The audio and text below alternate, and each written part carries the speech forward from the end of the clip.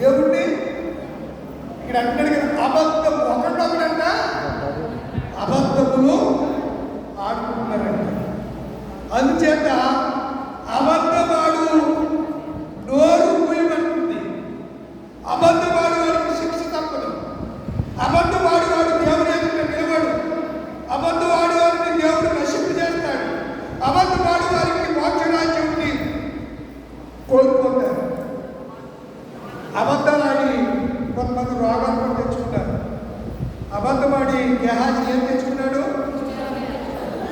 అననీయ సఫీరాలు అబద్ధవాడి ఏం తెచ్చుకున్నారు? మరణాన్ని తెచ్చుకున్నారు. కేంద్రీయులు ఎల్లప్పుడూ అబద్ధికులు అంటాడు. దీనికి రాసిన మొదటి పత్రిక 12వ వచనము, నిర్గమకాండము 23:7. నిర్గమకాండము 23:7 వచనం. నిర్గమకాండం 23:7 వచనం. అమ్మా, అబద్ధములకు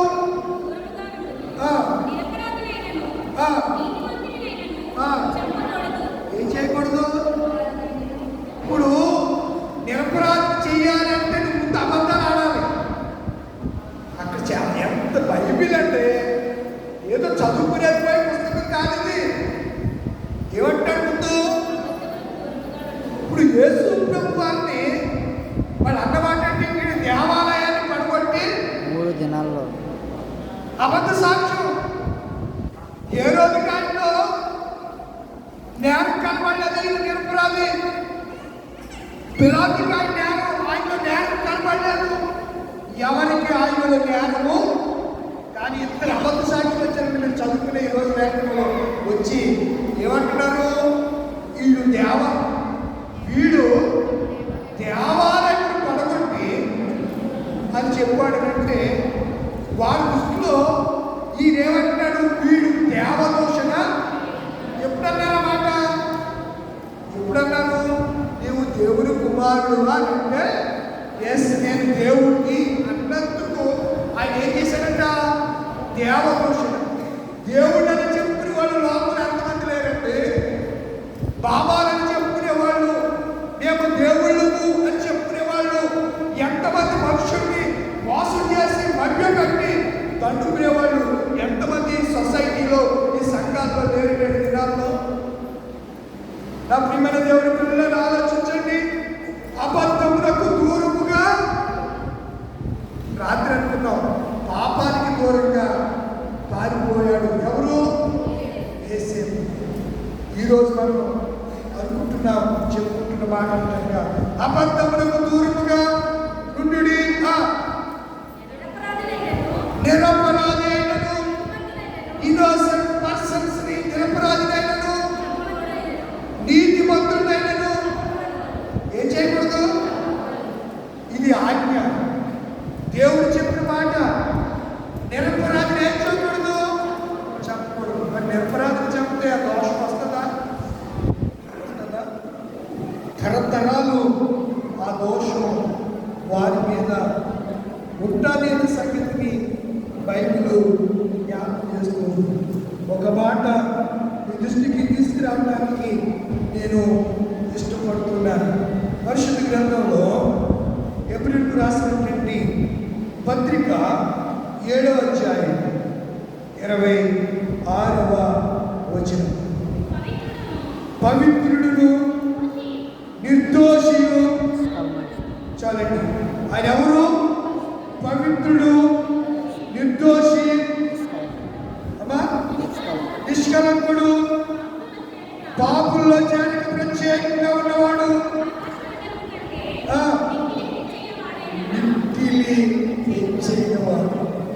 ఆయనలో ఏ దోషం లేదు. మరొక రిఫరెన్స్ ఇస్తాను చూడండి, అద్భుతంగా ఉన్నది. ఫిలిప్పీ రాసిన పత్రిక 2వ అధ్యాయము, ఫిలిప్పీ రాసిన పత్రిక 2వ అధ్యాయము 14-15 వచనాలు. టైం అవుతుంది. మీరు మూర్ఖ ఎలా ఉన్నారంట? నిరపరాధులు. మన అంశమే ఇన్నోసెంట్ పర్సన్. మీరు మూర్ఖమైనటువంటి ఈ జనుల మధ్య నిరపరాధులను, నిష్కలంకులను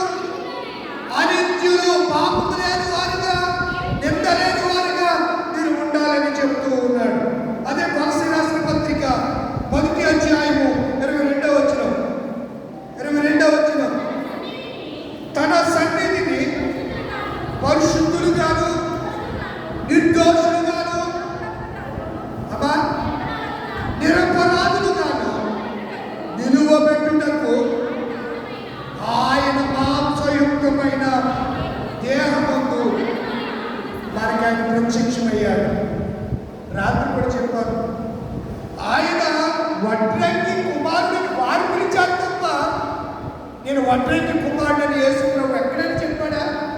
ఎక్కడైనా బైబిల్లో మా ఊదేపుతారా చెప్పాడా? మరి ఆయన చెప్పినప్పుడు ఒంటరి కుమారుడని ఎందుకంటున్నారు మీరు?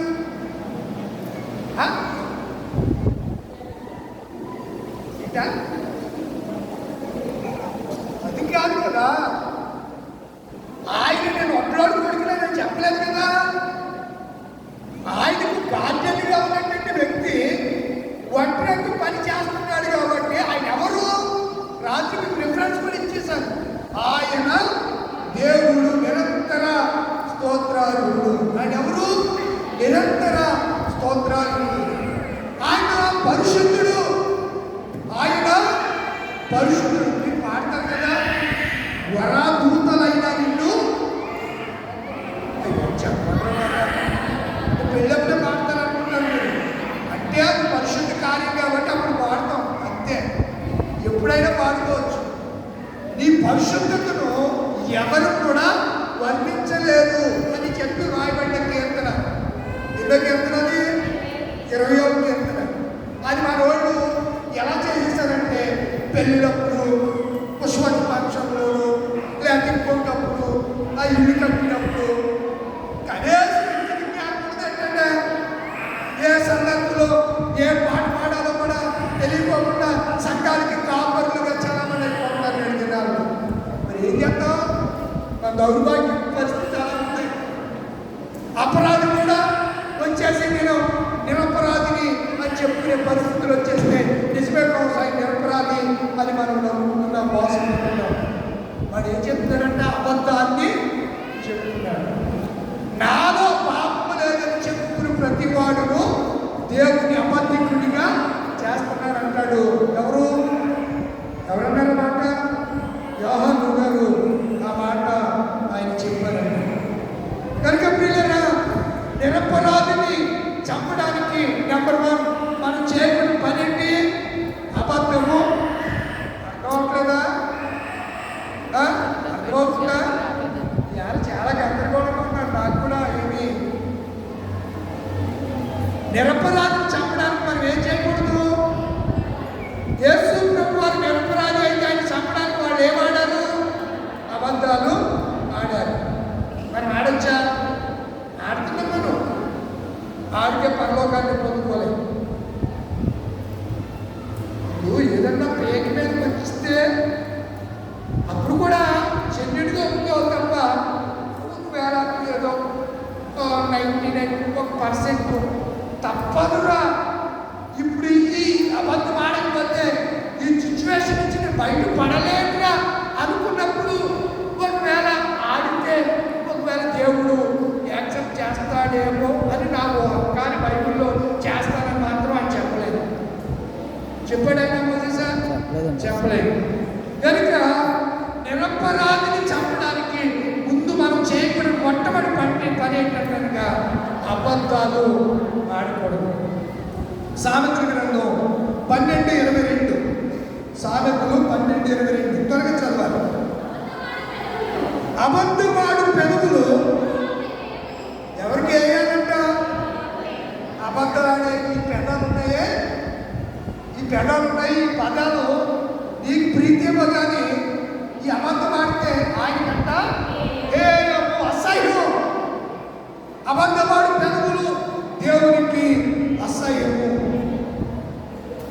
మరొక మాట ఉంది 19:22 సామెతల్లో. అబద్ధికుడి కంటే ఎవరి పేరంట? 19:22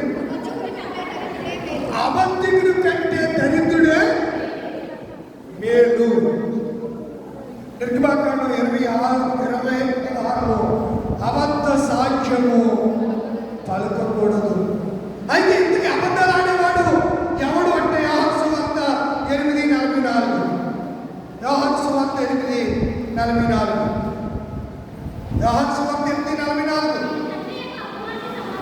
మీరు మీ తండ్రి యొక్క అపవాది సంబంధము, మీ తండ్రి యొక్క దురాశలు ఆది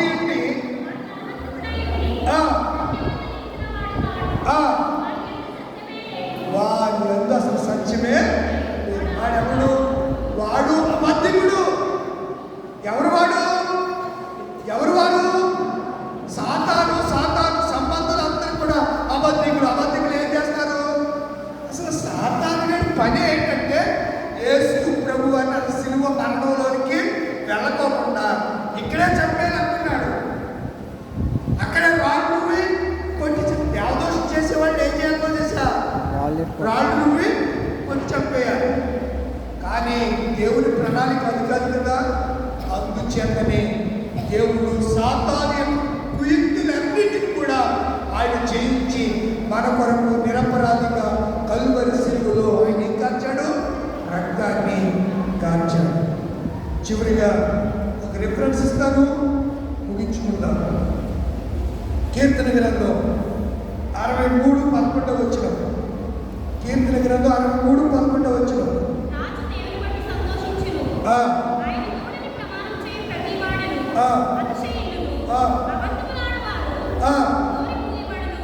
అబద్ధములాడు వారు నోరు రే వ్యవసాయంలో అబద్ధాలు ఎవరి మీద నాడితే ఒక రోజు గోరెడిపోతే అంతే.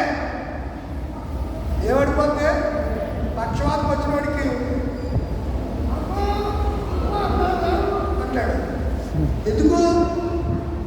పక్షవాతం వచ్చి మూతూ ఇలా ఒక్కరెళ్ళిపోయింది, ఈ కాలు ఇలా వెళ్ళిపోయింది, ఇలా నడుపుతాయి. కారణం అలా అనుకోవడం కదా. పాపం. అయితే ప్రభు మీద వారు ఎన్ని అబద్ధాలు వాడారు చెప్పండి. దేవదోషం చేస్తున్నాడు అన్నారు, దేవాలయం పడగొడతానన్నాడు అన్నారు, ఏదేదో చేశాడన్నాడు, నేనే రాజునని చెప్పుకున్నాడు అన్నాడు. ఎన్ని అబద్ధాలు చెప్పారు. చెప్పిన అబద్ధాలు ఏది కూడా రుజువు కాలేదు. కానీ ఎక్కడి నుంచో ఇద్దరిని తీసుకొచ్చాడు. చిన్నప్పుడు మా ఊళ్ళో నాటకాలు వేసేవాడు. క్రిస్మస్ ఇలా తెరకట్టేసి వెనకాల ఉండేవాడు. మన పుస్తకం తెచ్చుకుని వీళ్ళకి రావు కదా, అందరూ చదువులేవాడు. నాటకాలు వేసేవాడు, ప్రాంటింగ్ ఇచ్చేవారు అన్నమాట. ఆడు డైలాగ్ మర్చిపోతే వీడు వెనకాల వీడు చదువుతూ ఉంటే వీడు చెప్పేది కన్నా వెనకాల ప్రాంటింగ్ చెప్పేవాడితే బయటికి పడింది. అయినాడు అక్కడ నటిస్తూ ఉండేవాడు. వీడే చెప్తున్నట్టు పెద్ద పిల్లలకు. ఇప్పుడు కూడా కొంతమంది డబ్బింగ్ ఆర్టిస్టులు ఉంటారు. ఎవరు? ఏ ఆర్టిస్టులు? ఈ మాటని వారి మాటగా నీ మాటను వారు మీ మాటగా వారు చెప్తూ ఉంటారు. ఒరిజినల్గా మాట మీది కానీ మీ మాటలాగానే చెప్తూ ఉంటారు. అలా అబద్ధాలు వారిని తీసుకొస్తే వాళ్ళు చెప్పిన మాట ఏంటనగా ఏం చెప్పారు? దేవాలయాన్ని అనగానే ఇంకా మన సాక్షులతో పని ఏంటని ఆ ప్రధాన యాజకుడంట వస్త్రాలు చెప్పుకోవాలి. లేచి నిలబడతావా? యాజకుడు వస్త్రాలు చెప్పుకోవచ్చా?